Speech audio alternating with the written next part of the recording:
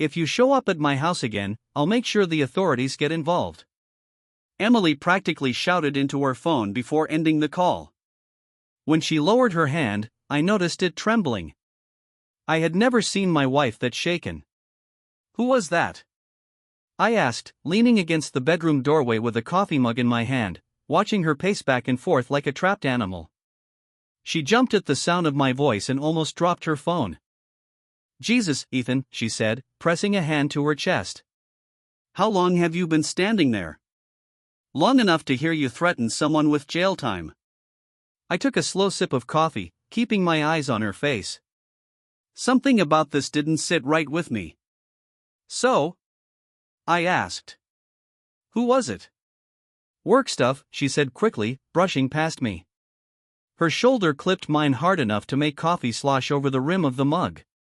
"Some vendor who won't take no for an answer."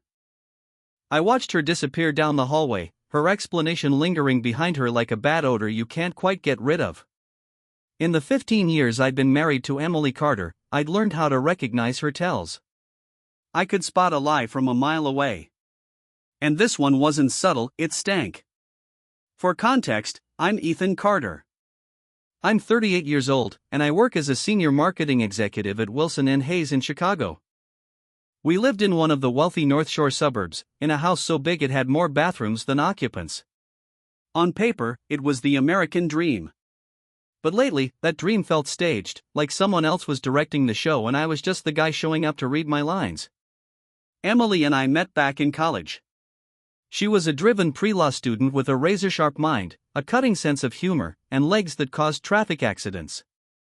I was the laid-back marketing major who somehow managed to make her laugh. We got married right after graduation, bought a starter home, and later upgraded to what we call our forever house. We never had kids. Emily's career as a corporate attorney always came first, and if I'm being honest, I never pushed back. Our life looked flawless on Instagram. But perfect things have a way of developing tiny cracks you don't notice until the whole thing shatters in your hands. The first crack showed up about 3 months ago, when Emily started staying late at work. I know, it sounds cliché. But what came next was anything but ordinary. I set my coffee down and walked into my home office, quietly closing the door behind me. I didn't need to be at work for another 2 hours, but suddenly I felt an urgent need to deal with something I'd been avoiding. I logged into our cell phone account. Emily and I shared a family plan, and since I was the primary account holder, I had access to the call logs. As I scrolled through her recent activity, a number jumped out at me, one I didn't recognize. It had been calling her multiple times a day for weeks, including just before her blow-up that morning. I copied the number onto a notepad, opened my laptop, and ran a search. Nothing useful came back. Still, my gut was twisting itself into knots. This wasn't work-related. I knew that much. "I'm heading out early," Emily called from downstairs. "Dinner with clients tonight. Don't wait up." "Have fun," I said, though the words tasted sour in my mouth. The front door shut. A moment later, I heard her BMW start up and fade away down our quiet, tree-lined street. I sat there staring at the number I'd written down, tapping my pen against the desk. Finally, I picked up my phone and dialed it. It rang 3 times. "Yeah," a man answered, his voice rough and tired. I froze for a beat, then cleared my throat. Hey. This is Ethan Carter." The line went dead silent. After a pause, the man spoke again. "Emily's husband?" My stomach dropped. "Yeah," I said. "Who's this?" Another pause. Then, "I think we should meet." His name was Nolan Pierce. We met at a dive bar in a part of Chicago I hadn't stepped foot in for years. He wasn't at all what I expected. Early 40s, heavy-set, thinning hair, and a face that looked like life hadn't been particularly kind to him. He was the last person I'd imagined my wife being involved with. "Thanks for meeting me," I said as I slid into the booth across from him. The vinyl seat was cracked, yellow foam poking through. "Didn't think I had much choice," he said, taking a long pull from his beer. "Figured this day would come sooner or later." So, you and my wife, I couldn't bring myself to finish the sentence. It hung between us, unfinished but clear. Nolan let out a short, sharp laugh. Me and Emily, he said. Hell no. Is that what you think this is? He wiped his mouth with the back of his hand. This is way worse than that. The waitress set my beer down, and I took a grateful drink. I'm listening, I said. I'm a private investigator, Nolan said. Former cop. I frowned. My wife hired you? 6 months ago. To do what? To dig up dirt on you, he said, leaning forward. She was getting ready for a divorce and wanted leverage. Pretty standard move for a lawyer like her. The room seemed to tilt slightly. There's nothing to dig up, I said. I haven't done anything. He shrugged. That's what I found out. You're boring as hell, Carter. No affairs. No gambling. No secret families. You don't even watch enough porn to be interesting. I should have felt relieved. Instead, my chest tightened. Then why the threat this morning? Nolan's expression darkened. Because I stumbled onto something else while reviewing your finances. Something about your wife. He reached into his jacket, pulled out a manila envelope, and slid it across the table. 3 weeks ago, I was cross-checking your bank records. Routine stuff. That's when I found something odd. He nodded toward the envelope. Your wife has a separate account you don't know about. And it's not small. My hands weren't steady as I opened it. Inside were bank statements under Emily's maiden name. The balance was over $2.4 million. That's not all, Nolan said. The money's coming from Westbrook Pharmaceuticals.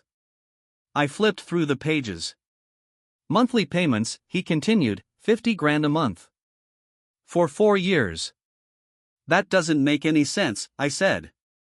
Emily's firm doesn't even represent Westbrook. No, he agreed. But your company's biggest client, Harmon Healthcare, is currently suing Westbrook for patent infringement. And your wife's firm is defending Westbrook in that case. The realization hit me like a punch to the chest. She's trading company secrets, corporate espionage. Nolan nodded. Exactly. She's been playing both sides, he went on. Feeding Westbrook insider details from Harmon's marketing strategies. The same strategies you create. My stomach turned. Jesus Christ. Everything I'd built, my career, my reputation, my entire life, could be wiped out. And Emily had been using me without my knowledge the entire time. I confronted her yesterday, I said finally. Told her I couldn't ignore this anymore. That explains the threats, I said quietly. Nolan finished off his beer and set the bottle down. Yeah. Look, I'm sorry. I didn't get into this business to wreck people's lives. He leaned back. But this isn't just shady behavior. This is serious criminal territory. Then why tell me? I asked. Why not take this straight to the police? Because you're a victim too, he said without hesitation. And because I think you deserve a chance to deal with it your way before everything blows up. I stared down at the papers in my hands, my thoughts tumbling over each other. I need time to think. Nolan slid a business card across the table. Take your time, he said. Just don't take too long. Stuff like this never stays buried. As I stood up, he reached out and caught my wrist. One more thing, he said, lowering his voice. My stomach tightened. What? Your wife has a storage unit. Paid in cash. Not under either of your names. My heart skipped. What's in it? Don't know, he said. But nobody rents a secret storage unit for holiday decorations. He let go of my arm. Unit 217. Lakeside Storage. On Damen. I sat in my car outside Lakeside Storage for almost an hour, arguing with myself. Part of me didn't want to uncover whatever else Emily had been hiding. But another part knew I'd already crossed the line. There was no turning back. The place was basic. Rows of exterior units with roll-up doors, no cameras that I could see, just a keypad gate at the entrance. I waited until another car pulled up, watched them punch in their code, and slipped through before the gate closed. Unit 217 sat in the back corner, half hidden behind a large dumpster. I grabbed the handle. Locked. Of course it was. I stood there feeling stupid, realizing I hadn't thought past getting this far. I was about to leave when I noticed the unit next door. 219, the door was cracked open a few inches. Inside, an elderly man was sorting through boxes. "Excuse me," I called, walking over. "Sorry to bother you, but I've got a bit of a problem." He looked up at me through thick glasses. "What kind of problem?" I pointed toward Emily's unit. "That one's mine, but my wife has the key. She's out of town, and I need to grab some camping gear for this weekend." "Management should be able to help," he said. I tried, I replied smoothly. "Both names have to be on the paperwork." Turns out she only put hers. I gave a small shrug. "I just need one thing. Would save me a long drive home." He studied me for a few seconds, then sighed. "I've got some tools that might work. But if you're breaking into places you shouldn't, that's on you." 5 minutes later, with the help of the old man's crowbar, the lock on Unit 217 popped. I thanked him, promised I'd replace it, and waited until he went back to his own unit before rolling up the door. The space inside was small but perfectly organized. Typical Emily. Plastic storage bins were stacked neatly along the wall, each labeled in her precise handwriting. Tax records. Case files. Personal documents. Nothing alarming at first. Then I saw the safe. It sat in the back corner, metallic and solid, about the size of a mini fridge. Next to it was a compact desk with a laptop and a file box labeled simply, W.B. Westbrook. I went for the desk first. Inside the file box were folders dated month by month, going back 4 years. Each one contained marketing plans, development timelines, and sales projections. My work. Handed directly to our biggest competitor. The laptop was locked, but I knew my wife. I tried her mother's maiden name and birth year. Nothing. Her college mascot and graduation date. Still nothing. Then I typed in my name and our anniversary. The screen unlocked. A wave of emotions hit me all at once: grim satisfaction at guessing the password, and deep bitterness that she'd used our relationship as her digital key while betraying me at the same time. What was on the laptop was even worse. Emails between Emily and a man named Victor Langley at Westbrook laid everything out. What information they wanted. How much they'd pay. How the money would be routed to avoid detection. There were audio files too. Recordings of meetings I'd held with my team. Conversations about Harmon's marketing strategies, things I'd casually mentioned to Emily at home. She'd recorded all of it. But the folder that truly chilled me was labeled with my name. Ethan. Inside were photos of me at work, meeting co-workers, even grabbing lunch with my assistant, Chloe. There were background checks on my friends. Detailed breakdowns of my finances. Notes about my routines, habits, and daily schedule. Emily hadn't just been spying on my company. She'd been spying on me. I copied everything onto a flash drive I kept in my wallet, then carefully put everything back exactly where it had been. Before leaving, I took photos of the unit, the safe, and the Westbrook file box. Proof. Outside, I replaced the broken lock with a new one I bought at the office supply store next door. Same brand. Same model. Emily would never know. As I pulled out of the lot, I called Nolan. "She's been recording me," I said when he answered. "Tracking me." There was a pause. "That's not just corporate espionage," he muttered. "That's next level." "What are you going to do?" he asked. I tightened my grip on the steering wheel. "I'm going to make sure she loses everything. Just like she planned for me." I drove aimlessly for hours, the flash drive feeling like it was burning through my pocket. Rain started to fall, streaking across the windshield like tears. 15 years of marriage, and I realized I never really knew my wife. By the time I headed home, it was after midnight. Emily's car was in the driveway. Lights were on downstairs.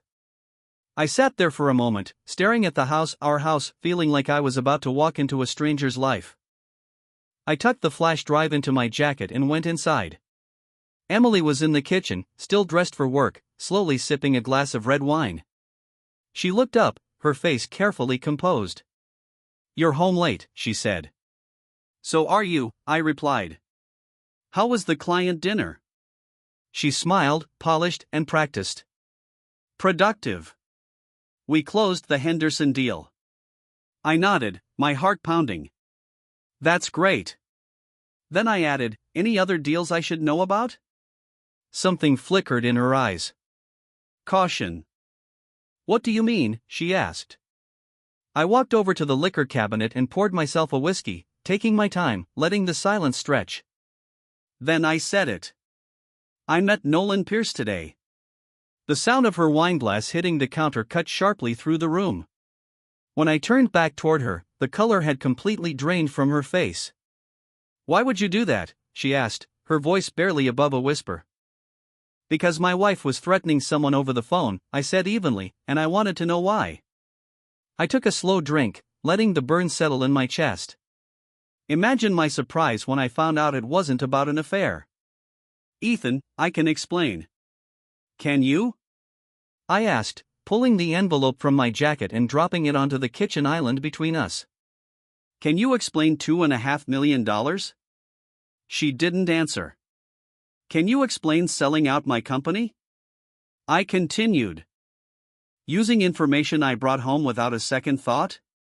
"You don't understand the pressure I've been under," she said, her tone sharpening. "My firm expected." "Don't," I cut in. "Don't you dare turn this into a career story." I stepped closer. "This is about breaking the law. And it's about betraying me." Her eyes narrowed, her expression shifting into calculation. "What exactly did Nolan tell you?" "Enough," I said. "I didn't mention the storage unit. I didn't mention the flash drive. Those were my leverage." "And you just believe him," she scoffed. "Some washed-up ex-cop over your own wife?" I laughed, though it sounded empty even to me.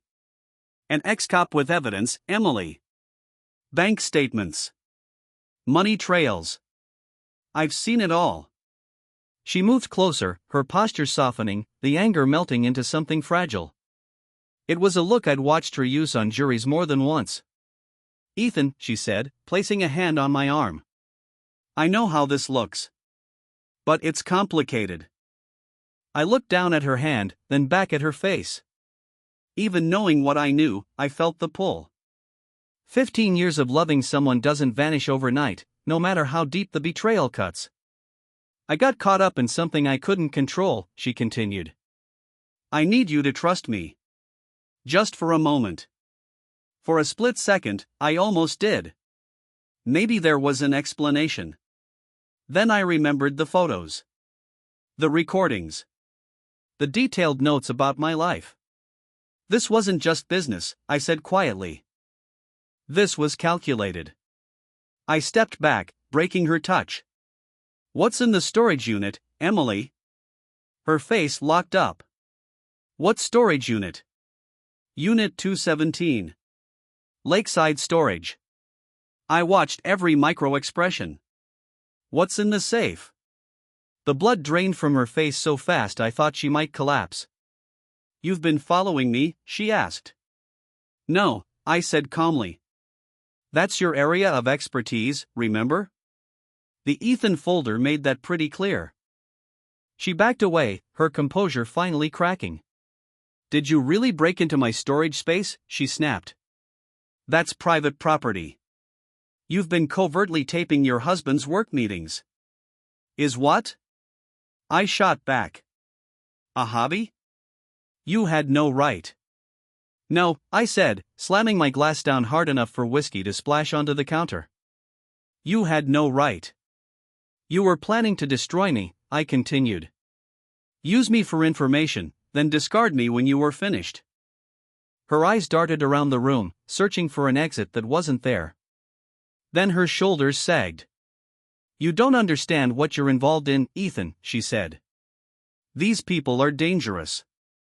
What people? I asked. Westbrook? Or your friend Victor Langley? She flinched at the name. How do you know about Victor? I know everything, I said. The secret account. The payments. The information you've been selling. I stepped closer, lowering my voice. I even know how you plan to frame me if things went sideways. Stop, she whispered. Stop lying. I possess complete copies of everything, even your so-called insurance recordings. Fear flashed across her face, then hardened into something colder. So what are you going to do? She asked, her eyes flicking toward the envelope. I leaned back against the counter. I haven't decided yet. But here's what's happening right now. You're going to tell me everything, I said. How it started. Who approached who? All of it. I held her gaze. And if I feel like you're lying even a little, I'm calling both our companies tonight. Her face crumpled, then smoothed itself back into something controlled. She'd always been good at adapting. Fine, she said, lifting her wineglass. It started 4 years ago. What she told me next was worse than anything I'd imagined. Westbrook had approached her first. Not the other way around. They'd done their research, identified her connection to me, and made an offer she could have refused. But she didn't. The money was too good. And, according to her, it seemed harmless at first. It wasn't just my company's information she'd been selling. She'd used her position to access documents from other attorneys' cases too, slowly building a network of corporate secrets. That made her more valuable to Westbrook and more trapped. The recordings were Langley's idea, she admitted, curled into the far corner of the sofa, as far from me as she could get. He said we needed insurance in case anyone found out. Insurance against me, I said. She looked away. Against anyone who might expose it. Including you. And the photos? I asked. The surveillance? She hesitated. Yes and no. Langley wanted to know your movements. Your contacts. She swallowed. The detailed tracking? That part was my idea. Why? I asked. What could you possibly gain from knowing where I ate lunch? She finally met my eyes. Because I needed to know if you suspected anything. If you were meeting someone who might figure it out. She hesitated again. And because I was afraid you were having an affair. The irony hung between us. I stared at her in disbelief. You thought I was cheating while you were committing corporate espionage? She nodded weakly. Your assistant. Chloe. You spent a lot of time together. Late nights. Lunch meetings. I got paranoid. I let out a bitter laugh. So let me get this straight. So let me understand this, I said. You've been selling my company's secrets for years, planning a divorce to protect yourself, spying on me, and you were worried about my loyalty? Emily stared down at her hands. I know how it sounds, she said quietly. Crazy. Like projection. Or justification. Pick your psychological defense. Then why not just divorce me? I asked after a long stretch of silence. If you were that unhappy with our life? She looked genuinely shocked by the question. I wasn't unhappy, Ethan. I loved our life. She hesitated. I just didn't love myself. That's not fair, I said, letting out a bitter laugh. Not fair? You were planning to divorce me. You hired someone to investigate me. That was just insurance, she said weakly. Insurance for what? For if you found out about Westbrook. She kept staring at her hands. I know how righteous you can be. I was scared you'd turn me in. The realization hit like ice water running through my veins. So the divorce investigation wasn't about leaving me, I said slowly. It was about controlling me if I uncovered your crimes. She didn't answer. She didn't have to. You know what's ironic? I said, breaking the silence. Nolan couldn't find any dirt on me because there isn't any. I looked straight at her. I'd been faithful every single day of our marriage. I supported your career, your ambitions, everything. My voice tightened. And the whole time, you were the one living a double life. I never meant for it to go this far, she whispered. But it did, I said. And now we're here. I stood up, suddenly needing space. I'm sleeping in the guest room tonight. I turned away. Lock up when you're done with your wine. That's it, she called after me. You're not going to tell me what you're planning? I paused in the doorway. No, Emily. I'm not. I looked back at her.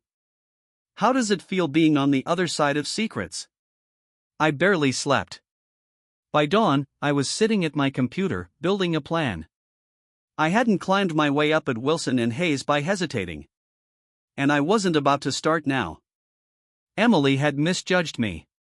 She'd assumed I'd either fall apart or explode. She forgot what I actually did for a living. Strategy was my job. I made 3 phone calls before 7 a.m. The first was to my company's legal counsel, requesting an emergency meeting. The second was to a security firm that specialized in corporate espionage. The third was to a divorce attorney known for being discreet and ruthless. But there was one call I'd been avoiding. I picked up my phone and dialed my father. Henry Carter answered on the second ring, his voice sharp despite the early hour. Ethan? Everything okay? You never call this early. Not really, Dad, I said. I need your advice. My father had spent 30 years as a federal prosecutor. If anyone understood how dangerous this situation was, it was him. I gave him the basics, stripped of emotion. When I finished, the line stayed silent so long I thought the call had dropped. Dad? I'm here, he said finally, his tone grim. This is serious, son. Corporate espionage carries heavy penalties, he continued. But so does breaking into a storage unit, regardless of whose name is on it. I know. You need to move carefully, he said. If your wife is as connected as you say, she can make this very ugly for you even with evidence. What would you do? I asked. He sighed. First, make sure you have copies of everything somewhere secure. Then confront her with just enough information to get her to confess, but not enough to show what you really have. Get it on record, he added. Legally. Illinois is a 2-party consent state, he reminded me. You'll need her permission. And if she won't agree? Then you need leverage, he said. Something she wants badly enough to cooperate. After we hung up, one word kept echoing in my head. Leverage. I already had the evidence. What I needed was pressure without blowing up both our lives. Then it clicked. Emily's greatest fear wasn't prison or losing money. It was public humiliation. Losing status. Being exposed as a failure. I showered, put on my best suit, and went downstairs. Emily was back in the kitchen, looking exhausted but controlled, dressed in workout clothes and making a smoothie. We need to talk, she said when she saw me. No, we don't, I replied, pouring coffee into a travel mug. Not yet. I have meetings all day. Ethan, please, she said. We can figure this out. I studied her. Even now, she was beautiful. And even now, part of me wanted to believe something could be saved. But that part was being crushed by the truth she had been ready to destroy me to save herself. I'm not turning you in, I said finally. At least not today. Relief flooded her face. Thank you. I'll fix this. I promise. That's not possible, I said calmly. But here's what is going to happen. You're going to call Westbrook today and end it. You'll tell them you can't continue. Then you're going to document everything: dates, information shared, payments, contacts. All of it. They'll come after me, she said. They could ruin me. I know, I said, taking a sip of coffee. That's why you're also transferring every dollar of that money into a new account today. Her eyes narrowed. An insurance policy against what? Against them, I said. And against you. I headed for the door. If you do exactly what I asked, I'll be back here tonight at 8. If you don't, I'll know. And my next call will be to the FBI. You wouldn't, she said. I looked her straight in the eyes. The woman I married wouldn't sell corporate secrets either. Yet here we are. I walked out. My first meeting of the day was with Adrian Wong, general counsel at Wilson & Hayes. Adrian Wong's office overlooked the Chicago River. It was a hell of a view: glass, water, motion, but it was lost on a man who rarely looked up from the papers on his desk.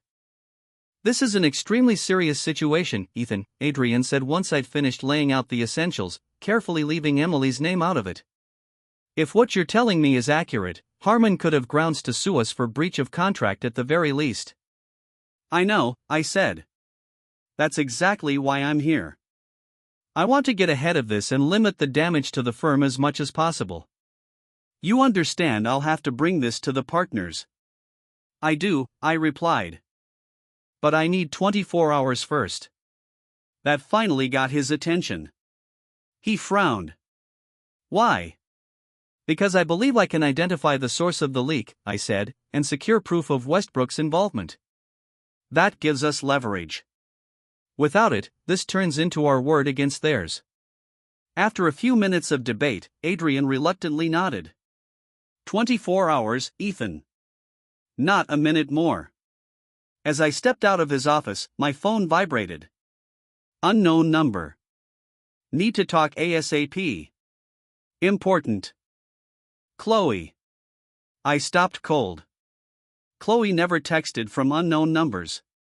I ducked into an empty conference room and called her office line. Ethan, thank God, she whispered when she answered. Someone's been asking about you. My grip tightened. What kind of questions? Your schedule. Your clients. Especially Harmon, she said. A man came in claiming to be from their corporate office, but his business card didn't match anyone we know. Did you tell him anything? Of course not, she said. But he was pushy. Said he'd come back with proper authorization. What did he look like? Tall. Silver hair. Expensive suit. Very smooth. Langley. It had to be. My confrontation with Emily had accelerated things faster than I'd anticipated. Chloe, listen carefully, I said. If he comes back, send him straight to Adrian Wong. Don't give him anything about me or my schedule. Use this number to reach me for the next few days, I added. Not my office line. There was a pause. Ethan, what's going on? Should I be worried? I hesitated. Chloe had been my assistant for 5 years. I trusted her. I can't explain right now, I said. But yes. Be careful. And if anyone from Westbrook Pharmaceuticals contacts you, I added, don't respond. Document everything and call me immediately. After we hung up, I texted Nolan. Westbrook moving faster than expected. Made contact at my office. Need to accelerate timeline. His reply came back almost instantly. On it. Backup plan ready. My next meeting was with the security firm. I outlined exactly what we needed: documentation of Emily's communications with Westbrook, traces of data transfers, and witness statements if they could be found. They were pros. Direct. Calm. No judgment. And your wife doesn't know you're doing this, the lead investigator asked. No, I said. And she can't. He nodded. We'll be discreet. But once we start pulling threads, we can't control what turns up. I'm counting on that, I replied. I had just wrapped up when my phone buzzed again. A text from Emily. It's done. I called Westbrook. Langley was furious. He threatened me. Said he knows you're involved now. I stared at the screen. How would Langley know I was aware of the arrangement? Unless Emily had told him. This could be a trap. A pressure move designed to force my hand. I texted back. Good. Start documenting everything. Dates, payments, communications. And transfer the money. Her response came quickly. Already working on it. But Ethan, be careful. Langley mentioned your office. Said he'd handle it himself. That explained Chloe's visitor. Langley wasn't reacting, he was maneuvering. Maybe even trying to build a case that I'd been involved from the start. I needed to move faster. My final meeting of the day was with the divorce attorney. Her office was smaller than Adrian's, but far more elegant. Comfortable chairs. Soft lighting. The kind of place designed to make people feel safe while their lives came apart. Illinois is a no-fault state, she said after hearing the overview. But financial misconduct can absolutely affect asset division, especially if it's tied to criminal activity. I don't care about the money, I said.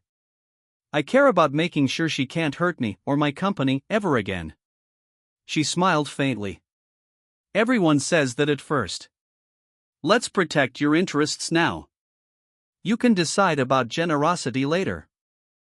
I left with a preliminary strategy and a familiar knot in my stomach. This was real.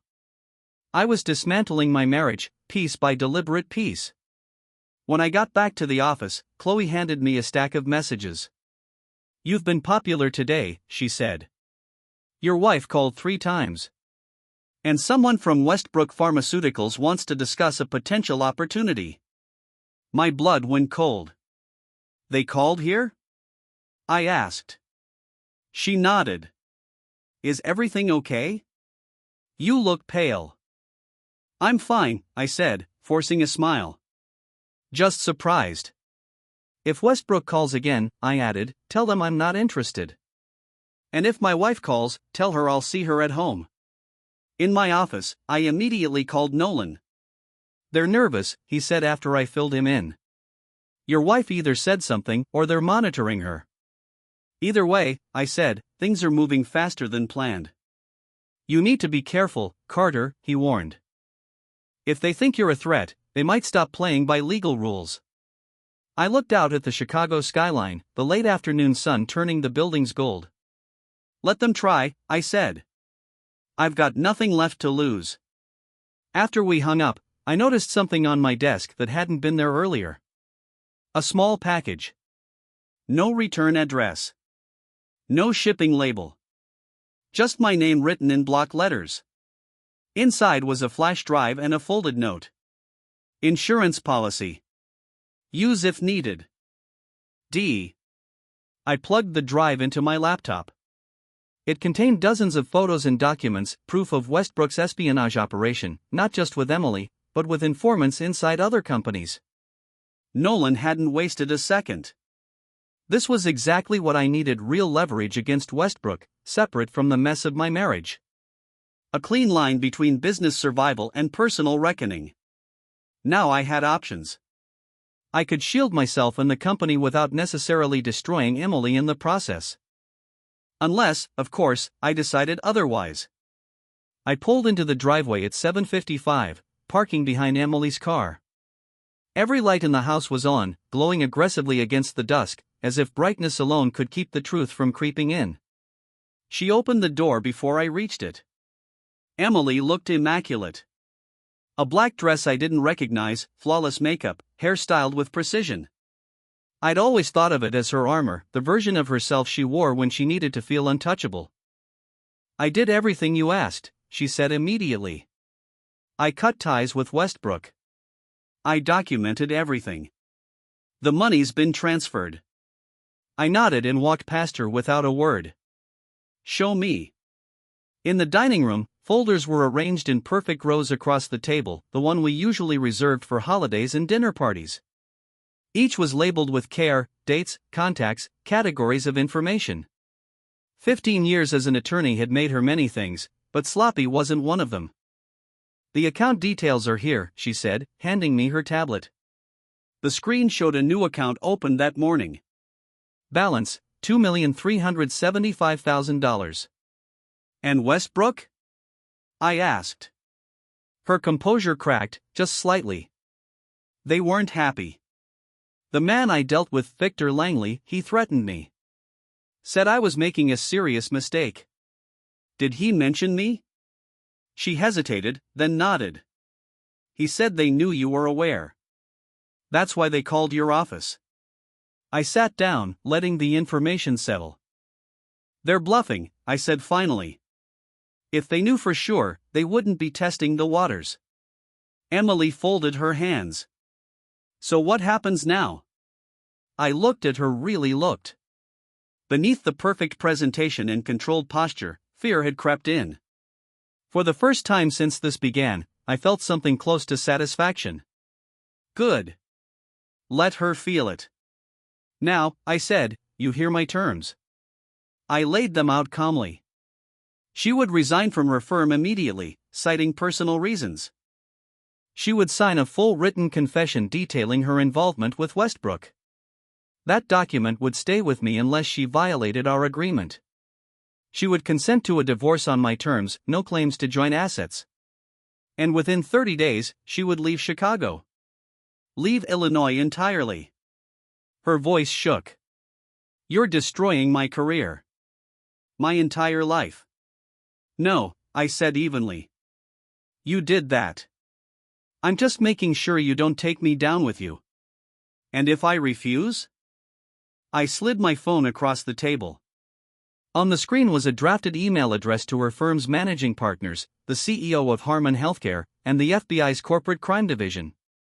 Attached were the bank statements Nolan had uncovered. Just one click and everything will be revealed. She stared at the phone, then at me. Her eyes filled, not with grief, but with fury. I never thought you could be this cold. I learned from the best. Silence settled between us, heavy with 15 years of marriage and a lifetime of lies. Finally, she pushed the phone back toward me. I'll do it, she said quietly. Not because you're threatening me, but because I know I was wrong. And you deserve better. I almost laughed. Even now, she was trying to control the story. You'll do it because you don't have a choice, I said. And spare me the late-onset conscience. She stood. You know, Ethan, for someone who claims to be the victim, you're enjoying this power a little too much. I gathered the folders.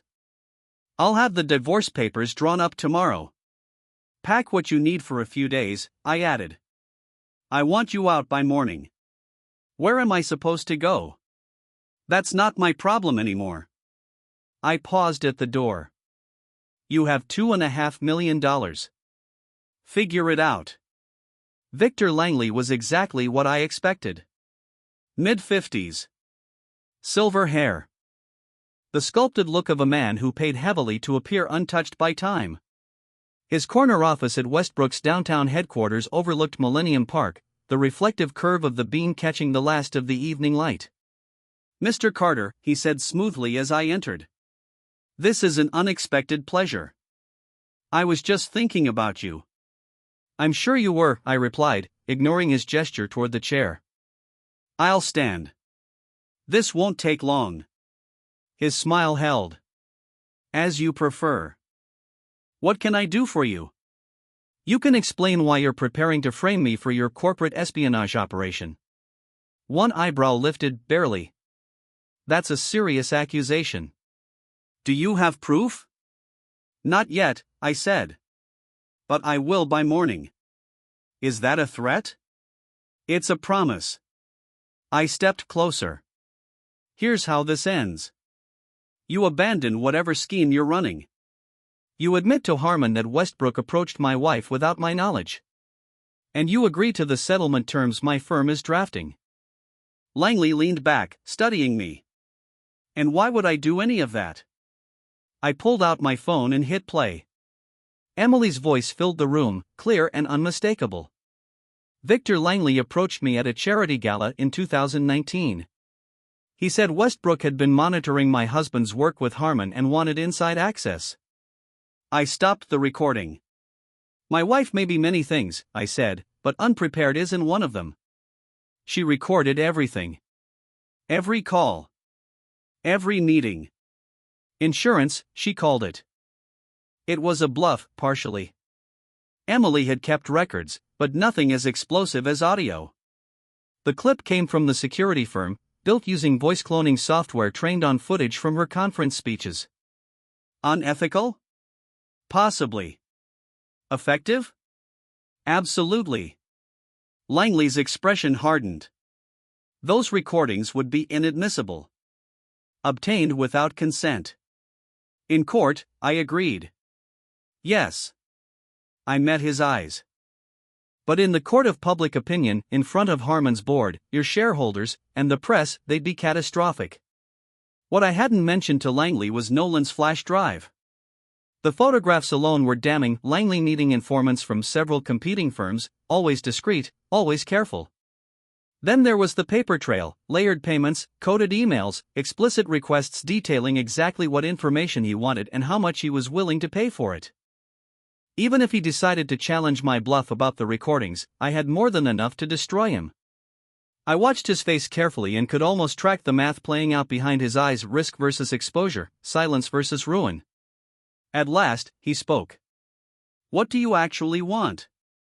I've already told you, I said. You end the attempt to frame me. You admit that Westbrook approached Emily. And you accept the settlement. And the recordings?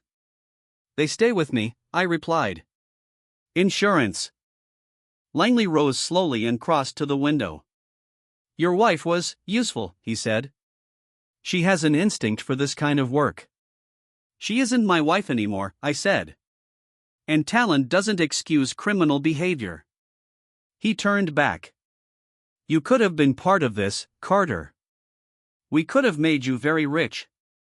I already have what I need. He laughed quietly, without warmth. Do you? Your marriage is finished. Your reputation, untarnished or not, will never fully recover. Was your sense of principle worth the cost? I walked toward the door. Unlike you, Langley, I can still recognize myself in the mirror. I stopped with my hand on the handle. You have until 9 tomorrow morning. After that, the recordings go everywhere: Harmon, your board, the press. I glanced back. Hell, I might even upload them to LinkedIn. As I opened the door, his voice followed me. She never loved you. I froze. Emily told me that, he continued. Said you were convenient. The words hit hard, sharp, deliberate.